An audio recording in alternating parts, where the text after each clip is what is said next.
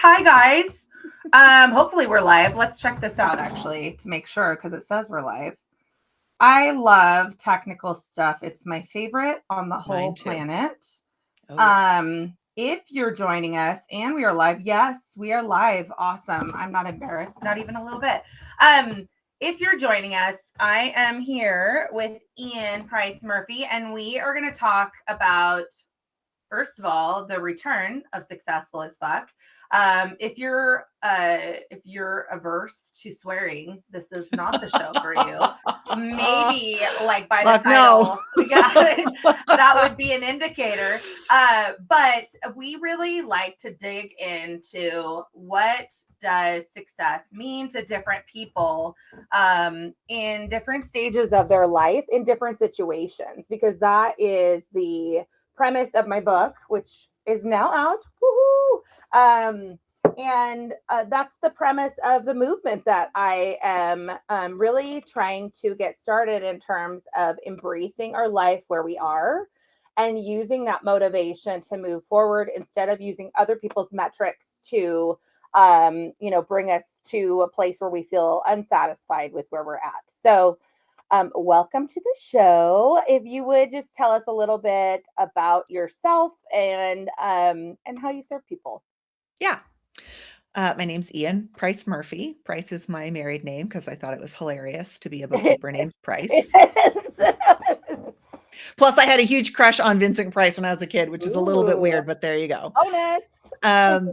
And so I founded a company called Moxie Bookkeeping and Coaching, and we help creative entrepreneurs get at a glance financial clarity without spreadsheets so they can focus on the impact rather than getting crushed by the money stuff. Yes, so important. Tell me why you picked Moxie for your business, because I love that. We were actually named by a client. So this was back in, the early 2000s, and I knew that I was hiring my first person.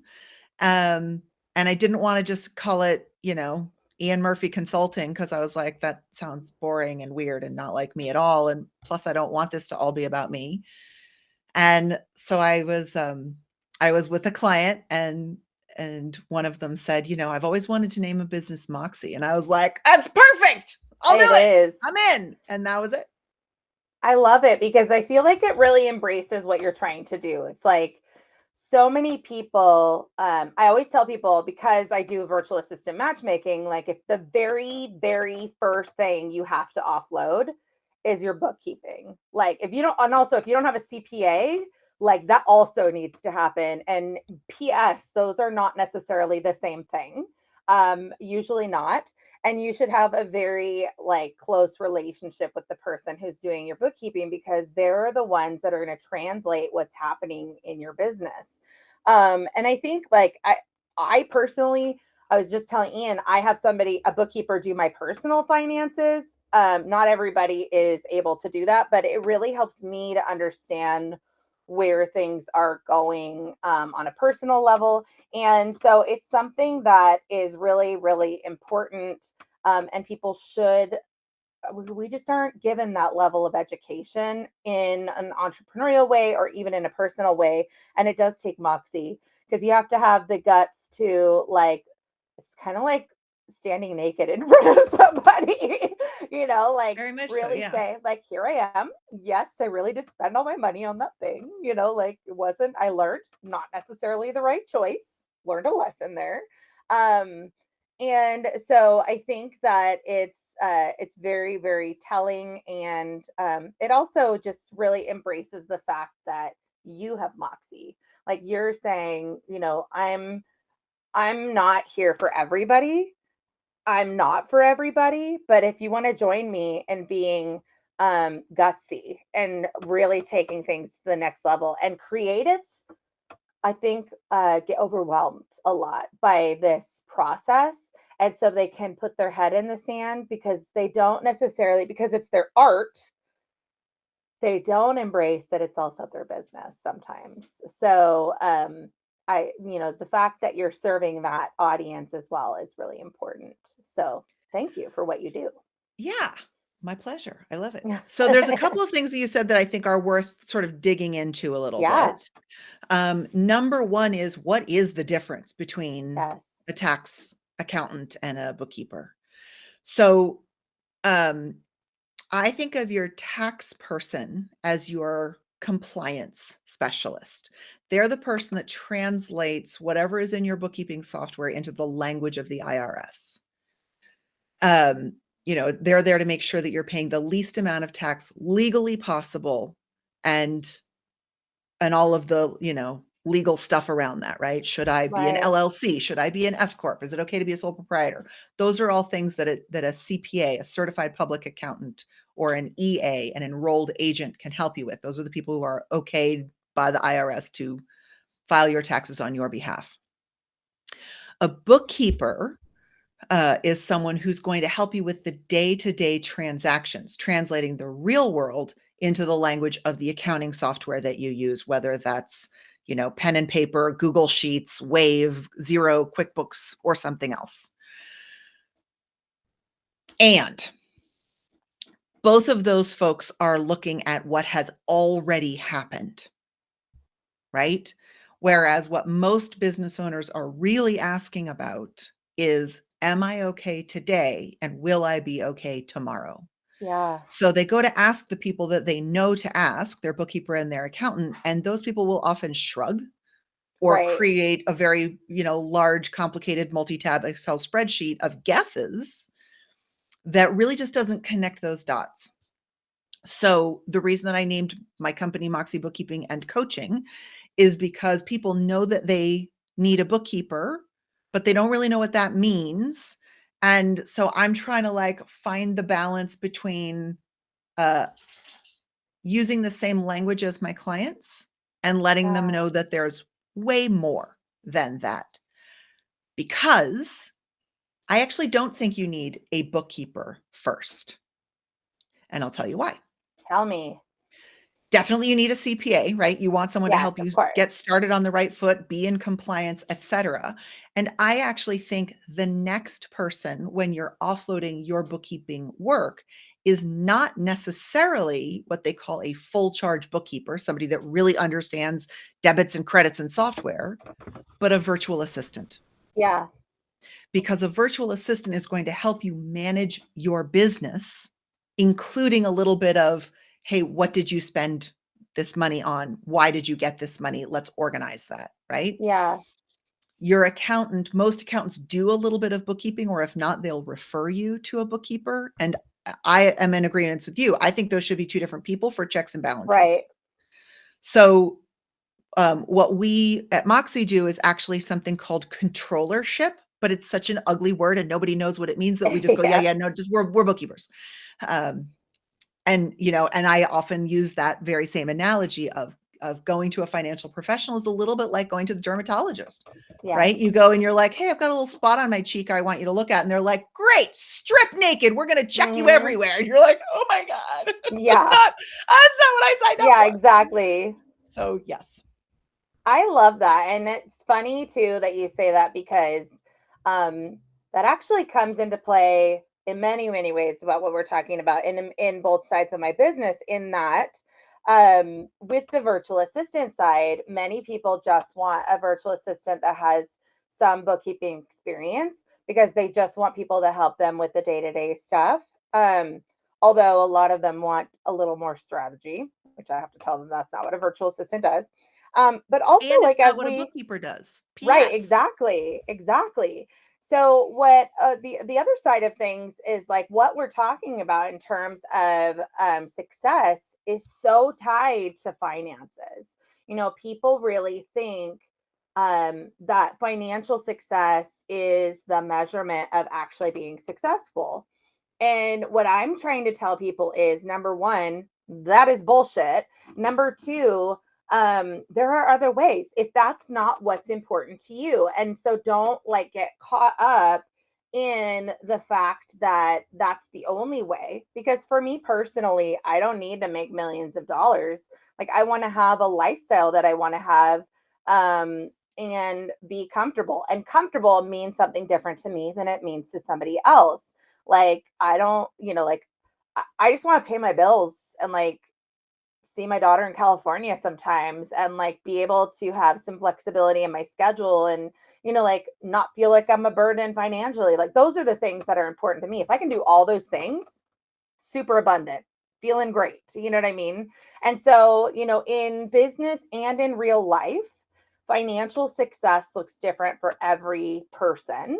But it's so important. And it does define for many people their self-worth, their feeling about, where they are in the ups and downs of life. So let's like dive into the juicy goodness of your journey and how you got to this place of like helping other people with this. But if you let's go back further and say, is when you started out, let's say started out can mean many things, but I usually say like in the beginning of adulthood, as you're forming your opinions, where did you see things going? What did success look like for you? And how have things changed as you've like moved through life? Like, are there things that have happened that have changed that for you? Yeah. So yes, and I will tell you my story, and I'm going to blow apart some of the things that I think I hear people say all the time, Yeah, like enough is enough for me. right, I don't need to make millions, etc. And I'm not saying anyone should, but right. like, let's first of all acknowledge that $1 million just is not that Is fucking much No, it's anymore, really not. right? Like, yeah, yeah. So And if let's you're be uncomfortable clear, by like, saying, I I'm don't want to make okay. millions, right? Like, let's actually check that because maybe you do. Right. I should caveat Yes. choke me with abundance. Like, I'm not Yes. turning it away. Right. I'm just saying that the threshold of like Yeah. what comfort means to me is like I'd be happy there. Like I'd be happy there. But like also if millions came to me as I work through these things, like bring it, bring it. I will take it all. And right. So I would say rather than just being open to it, and I'll tell you, again, how I got to this opinion, rather than simply being open to it, it's my mission to make radically kind people comfortable with money, I love that. right? Money is not neutral. Money is a force, a tool for It good. is. Yeah. So money is absolutely not the point. Impact is the point. And it is so important for us to remember that the world we live in, like it or not, it money facilitates impact, right? So let's actively scoop towards us as much as is ethical so that we can turn around and give it away and make that impact. Because again, Yes. probably a lot of us are like, I could live on not a lot of money. Great. Let's bring it in anyways so that we can make those changes that we want to see in the world, right? So Yeah. I love that. and I started this journey hard and fast and young. I had a bankruptcy in my early 20s. So, growing up, middle class family, I heard work hard and you'll succeed. Not necessarily wrong, but certainly not the full picture. Right. So, for someone willing to work as hard as I was willing to work, I thought there would be no problem. It didn't even occur to me, right?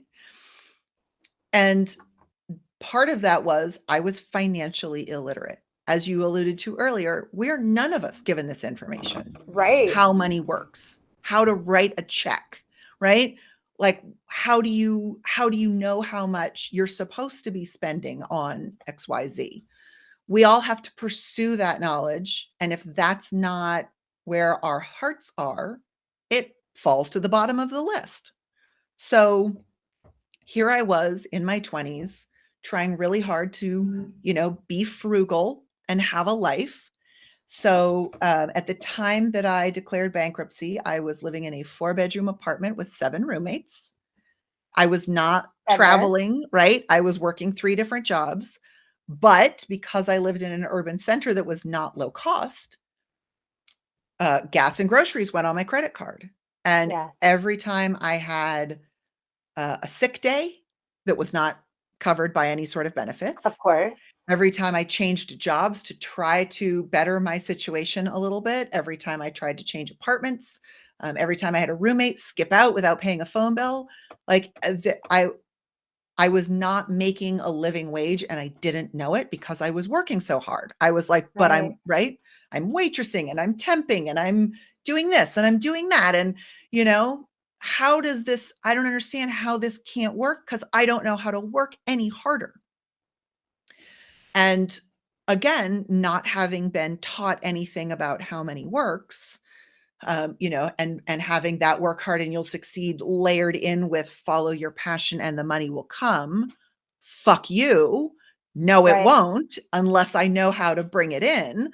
Right. That it put me at a serious disadvantage until I was earning $9 an hour. So I like Right. gave up all of my artistic pursuits to like get a straight job full Yes. time in for a construction company and as their office manager and was making $9 an hour. Right.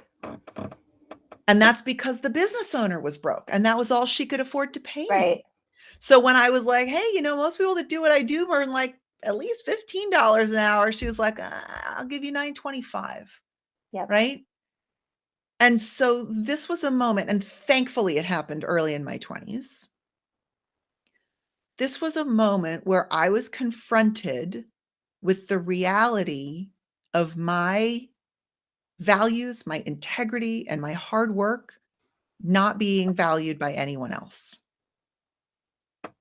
To the point Yes. where when I did the math, at my current rate of pay, I could work the rest of my life and never pay off this debt. And like, let me tell you how shitty that felt. Right. Right? Like I am a young, able-bodied white woman, right? Like I am not significantly disadvantaged. What the fuck? Right. It must just be me. I must be doing something wrong. Well, no, I wasn't doing anything wrong. I just didn't have the information. I was, again, just financially illiterate. So I chose to file for bankruptcy, which felt like a huge personal failure, right? Not just a behavioral failing, but like I failed at life. Right. And thankfully, I'm ornery enough that the deal that I made with myself was I'm going to figure this shit out. I'm going to figure out how money works and I'm going to get paid to do it. Because one of the things I learned while being an office manager was bookkeeping. And Right. so I was like, if I carve away all of the other stuff and just become a freelance bookkeeper, now I can charge $25 an hour for my time, work with multiple clients so I don't have all of my eggs in one basket. But I began to see this pattern. It wasn't just me.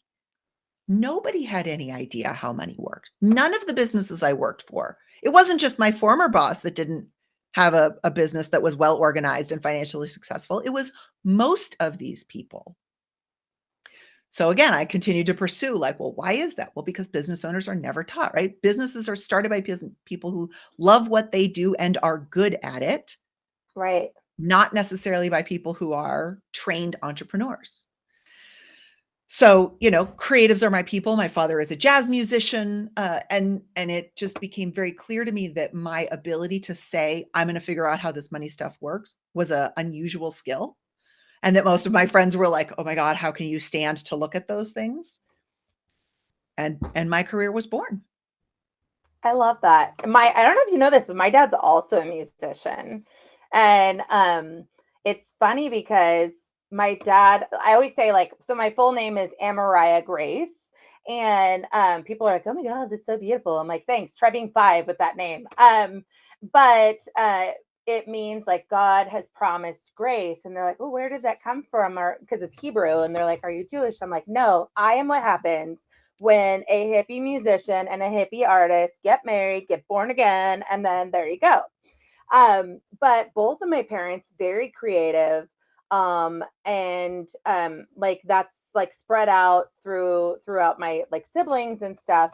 And I thought for the longest time that I was not, because I did not express myself in that way. But I have found through business and through, I mean, obviously I wrote a book, so there's something there. But I have found that there's other layers that you can be creative that aren't traditional. But also money was such a different thing, like for us. And, my dad actually came from a very wealthy family. And that was something that he, at least from my perspective, rejected because because he was in that era of really like trying to change the way that the world was. And so for us, it was not just survival. It was more like be happy with what you have. And this is what we have. And, from that, my mom is an amazing cook. Like she can literally go to a pantry and be like, I have these like 5 ingredients. Let me make this like amazing thing. I don't have that talent. But they were very creative in the way that they raised us financially. But it didn't give me a big picture of like what could be. Like I really felt like maybe those layers of financial achievement. I also was a very overachiever, hard worker. So I thought like I'm just going to work really hard and then my life is going to be okay. Like the ultimate would be if I had no debt, that would mean that I was rich. If I had no debt, um I had to very, very quickly and very painfully learn the power of credit. Um, Meaning not just credit cards. I mean, like why you need to have credit in the first place, and that just because you have no debt does not mean that you have good credit. Um, and we've made enormous financial mistakes along the way, and that has weighed on my self definition of success because again each one of those financial impact decisions have felt like a failure. And even in being like people think because you're an entrepreneur that you have it like all together. And PS, people, a lot of times that means you're fucking broke. Like you're putting your whole heart and soul finances into something that you're taking a risk is going to pan out at some point. And so you're sacrificing to be able to do that. And so what Ian is saying in terms of really understanding the big picture is empowering you to have more success in whatever that might be, and it's challenging you in your personal values of what you think success is. And I love that you took this experience that could have like derailed you and just said like I'm just gonna like I mean there's so many things that we could just say like that's my lot in life and I'm gonna be in a 4 bedroom with 7 people forever. Or God forbid, get a corporate job. Right. Well, and one of the examples of this that I think is so pertinent and so related to this is so my daughter, my eldest, she's 23. When she was 21, she moved out on her own, and which was a surprise because she like that wasn't something that she was really like not, I don't want to say motivated because it sounds like whatever, but it wasn't important to her and it was not important to us either. And then she lived for 2 years in an apartment with one roommate and it was going good. And she just decided, you know what? I don't want to move back into the house, but like I want to move home and I want to have more freedom to plan for my future, all those kinds of things. And we have like a camping trailer. So we made it into a tiny home. Yeah. And so it's like literally beautiful. You walk in, there's art hanging on the walls. Like it is full on a tiny home, but we're able to help her in that way. She participates financially to the household and helps us in other ways. But it's more ideal, and there needs to be like like embrace that, like be creative with whatever your reality is so that you can achieve your level of what success is from a financial standpoint, or even not. Like you said, money is the vehicle, like money is the vehicle to that thing. Yeah. And so I love that she felt comfortable to do that. I freaking love having her around. I love that she goes away. I love that, like she pops in and she's like, okay, what are you doing? Like, and then she's like, all right, peace out. You're getting too much for me. Like, I mean, that's how families used to be organized, right? Yes. Before we got like this weird 50s or notion of the Yes. family unit. Yes. Families used to be much more flexible. I mean, and Yes. I just want to go back for a second because I think it's important to me to nail down the word creative. Not nail Yeah. down, but you saying I have people in my family that are creative. I never felt traditionally creative. That's actually one of the reasons that I use the word creatives rather than saying photographers or artists or whatever, is because a lot of my creatives, quote unquote, are health coaches or Right. life coaches or business coaches, or we've got a couple of lawyers who consider themselves to be creatives because they're creative problem solvers. Right. So there are people who can find, I mean, and again, I feel like I've taken something as dry as bookkeeping, and by focusing on the strategy of it and the how do we bring the mix of what could be and what you want to be and what is together into this new thing, like that feels very creative to me. We're creating the life that you want. um and so there was another big thing I heard in there about reinvesting into the business, right? And sacrifice. And I also just want to like put some flashing red lights on that because we've all heard this a million times. The journey is the destination, Hmm. right? Do not over sacrifice.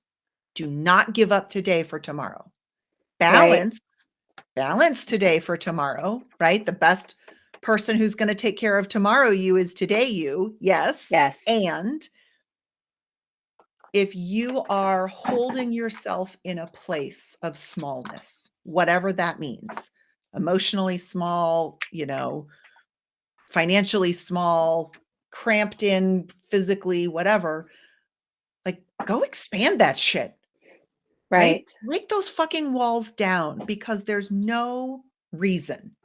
If I had a better memory, I would quote that beautiful poem written by the woman whose name I can't remember that Nelson Mandela recited at his inaugural thing about like, who are you to be small? Right. How dare you be small? Right. And that doesn't mean don't be content, right? That is like the greatest gift we can give ourselves is being so appreciative of what we do have, even when it's not a lot.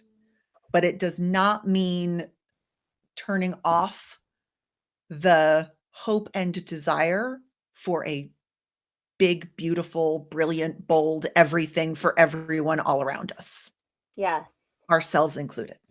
I so agree. And that's like, um, there was a lot of confusion for me with the book because it doesn't traditionally tie into my business, which is a lot of because books, a lot of times people don't know you, a lot of times don't make tons of money from writing a book. It's what the book gives you access to that makes you the money.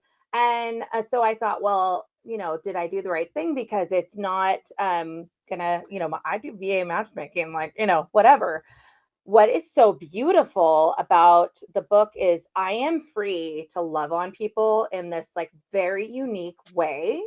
I have like I wonder if I have yeah. So Ian has one too, but I've been making these like bookmarks that are made out of resin and I am making them like and so I'm connected with a bunch of Instagram influencers in the bookstagram world and I decided that these are all labels.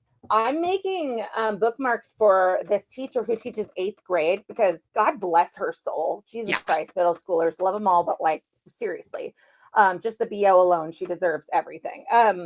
But I said, like, can I make bookmarks for all of your students? And she's like, there's like a lot.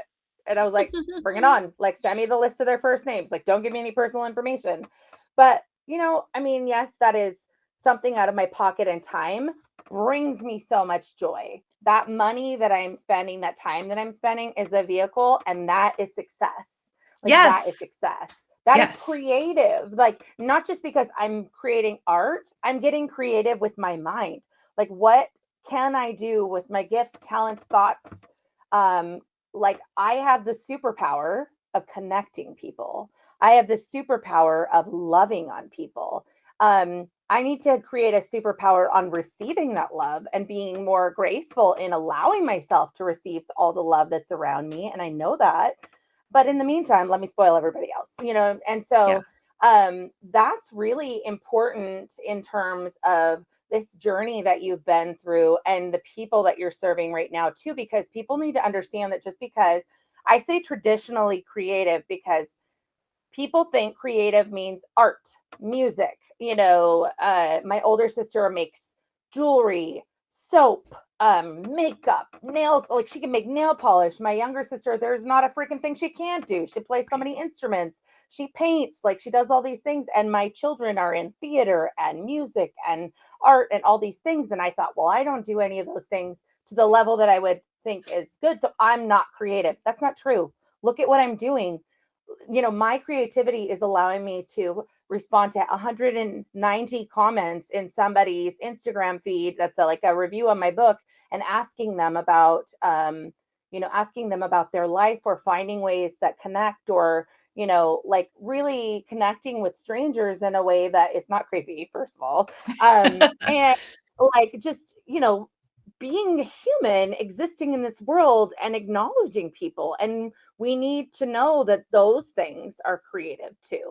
Absolutely, right? I mean, it's the same thing with the word success, right? You can't let Yes. someone else's definition hold you back Yes. because we are all creative, and being a creative, however that manifests for you, right? Even if it's so let me just out myself here. My quote unquote creative, my artistic endeavor is latch hook, right? The like Ooh, most basic, cannot, I don't have to worry about stitch pressure, or like I'm not going to do knitting often enough to be able to make anything reasonable. right. But like latch hook is very meditative for me. I love it. It's Yes. really messy, which I love. You know what I mean? So I Yes. it's it doesn't have to be good. It doesn't have to be pretty. It's just about doing the thing. Same with Yes. dancing. Love salsa dancing. Boy, am I awful at it. Right. Okay. Who cares? Right. Right? I used to Because do Zumba and it was the same thing. I almost like at first I felt self-conscious, and then I was like, how ridiculous can I look?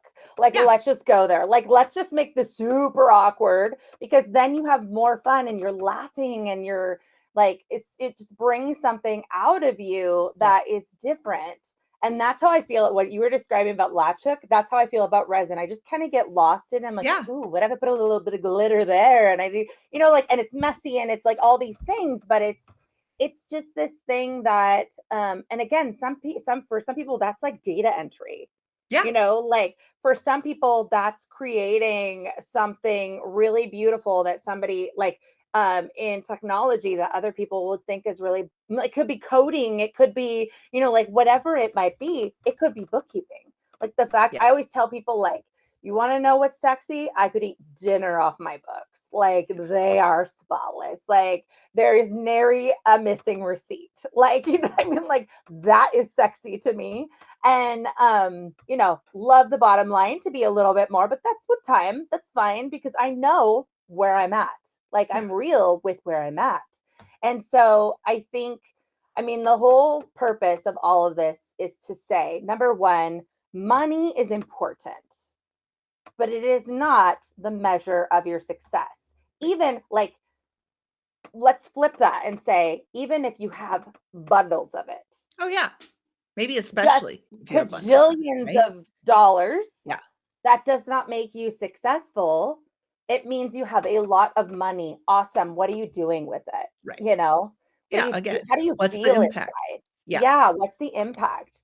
And so, I think that that's all, that's like really important in understanding. And also, I think that what you said about financial literacy, that like we need to like get together and do something about that, because I think if we were able to do something for younger generations, they would feel more free to make yeah, decisions about their happiness, because so many people feel trapped.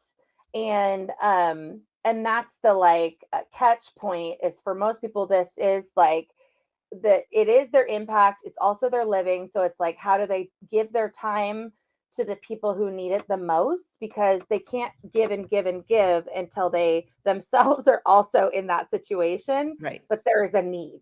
So, again, maybe it's how we all come together and give what's acceptable and appropriate and available for us so that we can empower others to have impact in their own lives so that they also can continue to give to other people Yeah. in their own way that is creative and successful. Yes. And again, I always try to encourage people to do it for themselves Yes. first, Yes. right? You can't pour from an empty cup. And I also always want to acknowledge that it's so easy to talk about what we could do, what we should do, etc. Yes.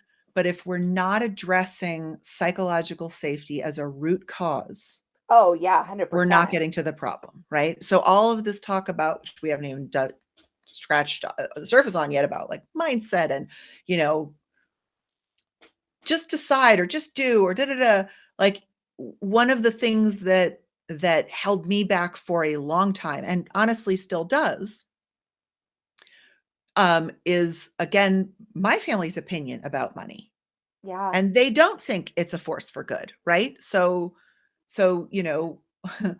um, my parents chose to raise me in Palo Alto, California. It was the 70s. It wasn't the same then as it is now, but I mean, Stanford University is there. I actually grew up on campus because my mom was in school.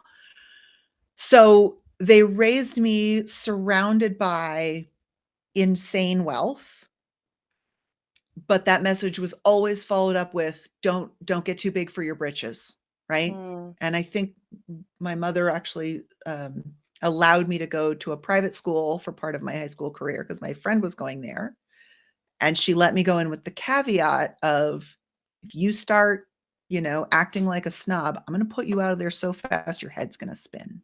right. And so it was very, very clear throughout my entire life from both of my parents that money is dirty, right? That Right. money devalues art, that money, will make you a bad person. And so it's so important to like be able to find again the psychological safety of I can I'm safe to disappoint my parents.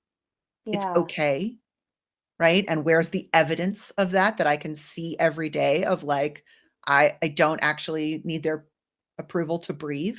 It's nice to have their approval, of course, Right. and it's not worth sacrificing my comfort and happiness.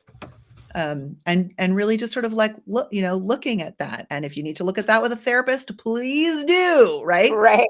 Because that's like so mild, and there are people who have real deep actual trauma around this.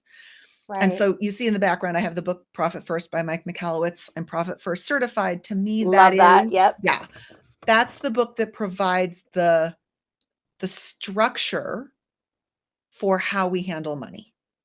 What's appropriate? What's not? What can I actually afford? How much is too much? How much is not enough?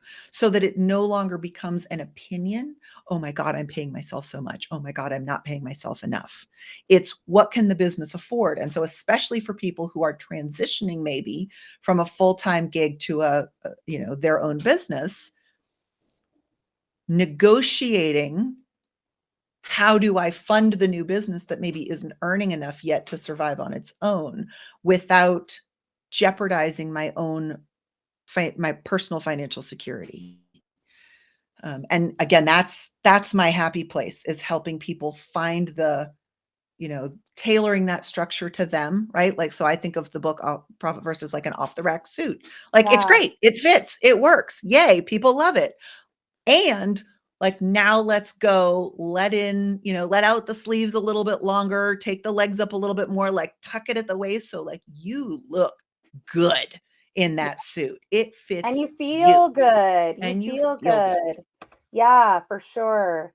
Well, I know you have a hard stop, and what I think we're gonna do, because I think this is important to like move into this conversation, is I'd love to have you back and have more of a conversation around the mindset portion of this, because I think it is what pulls us back from being successful, and finding out what that means for us. Mhm. Finding out what's possible for us so that we can move into these ventures and things that are exciting and life-giving.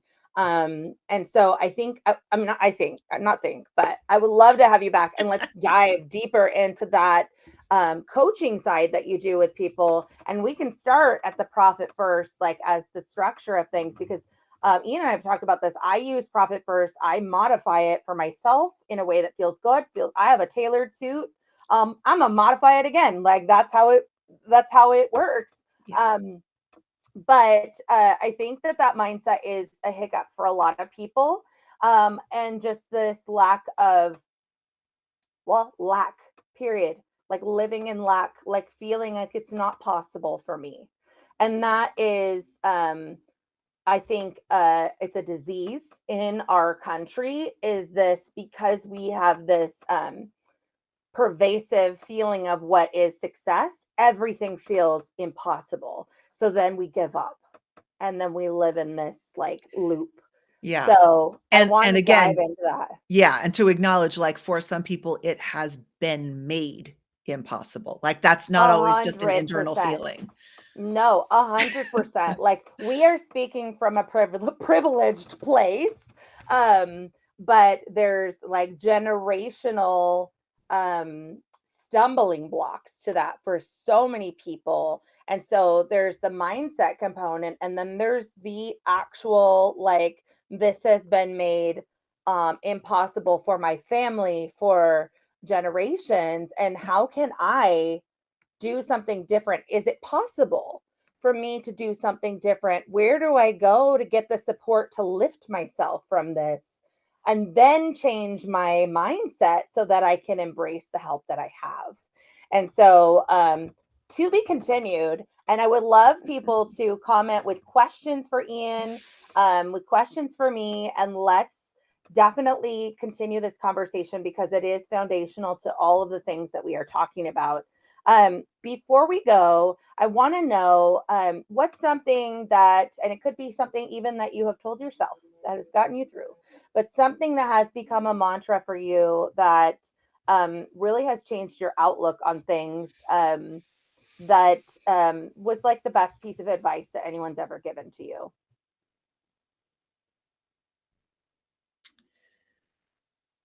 So many options. I mean, I think the thing that stuck with me is the mantra that I repeated earlier, which is, kind of my rallying cry. It's time for radically kind people to get comfortable with money, Yeah. right? Just comfortable. Doesn't mean you have to get it or want it or need it or use it, but I need you to be comfortable with that tool, right? Yes. Yeah, I think that's so true. Oh, I can't wait to dive into that more. Like I already have ideas. I'm gonna be making notes after this call. Um, and then what would you say in terms of the conversation that we've had today? What advice would you give people in terms of like something actionable that they could do immediately to, you know, take some steps closer to this, towards this radical comfortability with money and, feeling more secure Yeah. in that area. I mean, I think that is a very big question because Yes, everyone it is is. starting in a different place. Yes, it is. The thing that I would challenge people to do, this is my favorite baby step, is take 1% of your business income and put it into a savings account and leave Yeah. it there, right? Because if you can't not let that money sit and grow, that is telling you some really important information that you need to learn how to listen to and interpret and hear what it's saying. Or you're going to be like, wow, 1%, that didn't feel like a lot. But now when I look 6 months later, I've got a savings account. I've got an emergency fund. How do I want to use that to further a personal goal? Do I want to take half of it and pay down debt? Do I want to take half of it and put into my retirement fund? Do I want to take half of it and go on vacation? Or, take half of it and go get an ice cream cone because maybe there's only $10 in there, Right. like, Exactly. but just having a thing to do weekly, monthly, whatever it is, setting aside 1% of your income into a savings account, I think is beginning to carve a new little neural pathway for our brains to function in. Yeah, and I think if even if you're not a business owner, most people don't know this, but if you're on payroll, a lot of times you can set a secondary account for things to be deposited to. Tell your payroll person you want 1% to go into this secondary account. I swear to God, you're never going to miss it because it's never going to hit your checking account. And so that's something, stay tuned for more tips and tricks, basically. But thank you so much. Tell us how we can get a hold of you. What's the best platform that you're hanging out at? How can we get a hold of you? Yeah. So Instagram is my happy place because that's where the Okay. puppies and kitties live. Yes, true. Hedgehog, we've made Hedgehog the unofficial Moxie mascot. Love Love. hedgehogs. Um, I'm also on LinkedIn if you're feeling a little more professional. Facebook because it's connected to Instagram, but not my favorite platform at all. Right. You can also just go straight to our website, moxiebookkeeping.com, and schedule an appointment. You'll talk to Aowen, my business development person. She's amazing and lovely. And we can talk. We can see if there's anything that we can do to assist you with or whatever it is. Love it. Love it. And we'll be including all of the details in our show notes. So, catch it there, get a hold of Ian, and we'll get you on the right path. And we will be coming back with more information. Thanks for joining us, guys. All right. Thank you.